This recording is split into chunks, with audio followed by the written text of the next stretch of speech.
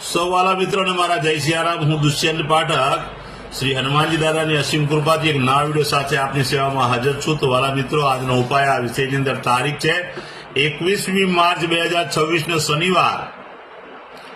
પંચાંગ કહે છે ચૈત્ર મહિનો, શુક્લ પક્ષ ચાલી રહ્યો છે, નવરાત્રી ચાલી રહ્યા છે, અશ્વિની નક્ષત્ર, ઇન્દ્ર યોગ છે, મેષ રાશિનો ચંદ્ર અને મીન રાશિનો સૂર્ય છે। અશુભ સમયની જો વાત કરું તો રાહુકાળ સવારે 9:33 થી 11:04 સુધી છે અને યમઘંટ બપોરે 2:05 થી 3:36 સુધી છે। આ બંને અશુભ સમય કહેવાય। અશુભ સમયની અંદર કોઈ પણ પ્રકારનું શુભ કાર્ય, શુભ યાત્રા ન થાય। મારા મિત્રો, શુભ કાર્ય અને શુભ યાત્રા કરવા માટે તમારે કોઈ સારું ચોકડિયું તો સારું મુહૂર્ત લેવું જોઈએ, જેમાં ઉત્તમ અભિજીત મુહૂર્તનો સમય બપોર 12:10 થી 12:58 છે। આ સમયની અંદર તમે કોઈ પણ પ્રકારનું શુભ કાર્ય અને શુભ યાત્રા કરી શકો। વાલા મિત્રો, હવે વાત કરીશું આજના ઉપાયની। તો આજના ઉપાયની અંદર વહેલી સવારે સ્નાન કરવા બેસો ત્યારે નાવાના પાણીની અંદર 1 ચમચી હળદર નાખી દેવાની, પાણીમાં હળદર મિક્સ કરવાની, તે જ પાણીથી તમારે નાવાનું। ચોખ્ખું પાણી ઉમેરી શકાય, સાબુ શેમ્પૂનો ઉપયોગ પણ કરી શકાય।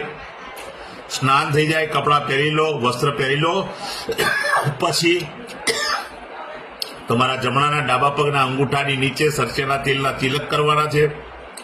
તિલક થઈ જાય ત્યાર પછી બિલકુલ સીધું સંધ્યા કાળે પશ્ચિમ દિશા તરફનું મુખ રાખવાનું। શ્રી હનુમાનજી દાદાને એક હનુમાન ચાલીસા, કાગભૂષણની રામાયણજીનો પાઠ દાદાને અર્પણ કરવાનો।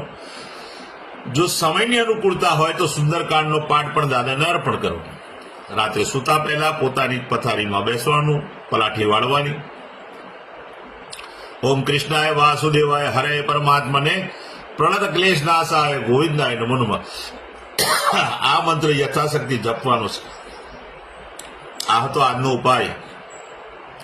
વાલા મિત્રો, જે મારા વાલા મિત્રનો જન્મ દિવસ તારીખ 21મી માર્ચ 2026 અને શનિવારના દિવસે છે, તેવા બધા જ વાલા મિત્રો ને સૌપ્રથમ તો જન્મદિવસની શુભકામના। શ્રી હનુમાનજી દાદા એમની મનોકામના પૂર્ણ કરે। શ્રી હનુમાનજી દાદા બલબુદ્ધિને વિદ્યા આપે, એમનું રક્ષણ કરે।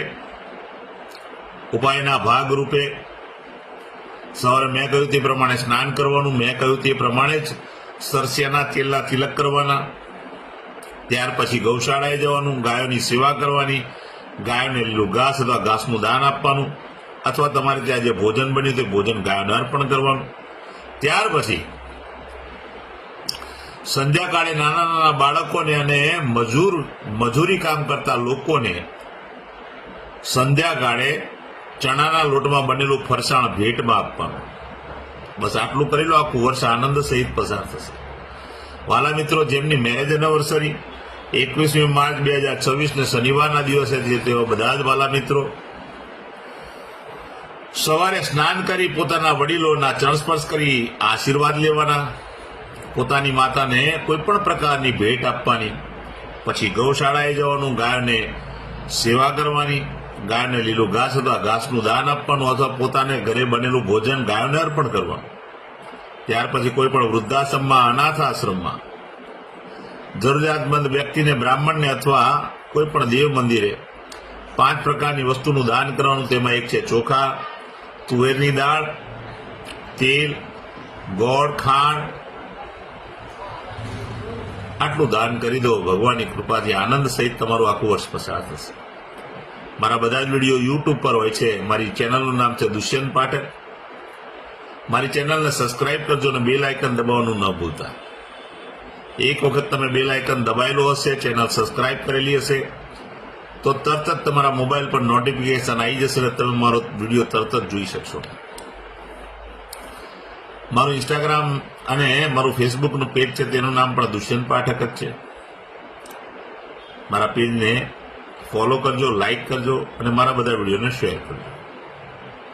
વાલા મિત્રો, નિયમિત કહું છું, રોજ કહું છું ને આજે ફરી કહું છું, આ ઉપાય કરવાથી 24 કલાકમાં પરિણામ નહીં મળે। નિયમિત ઉપાય કરવાથી સારું પરિણામ પ્રાપ્ત થશે। નવા વિડીયોમાં ફરીથી મળીશું। આપ સૌને મારા જય સિયારામ।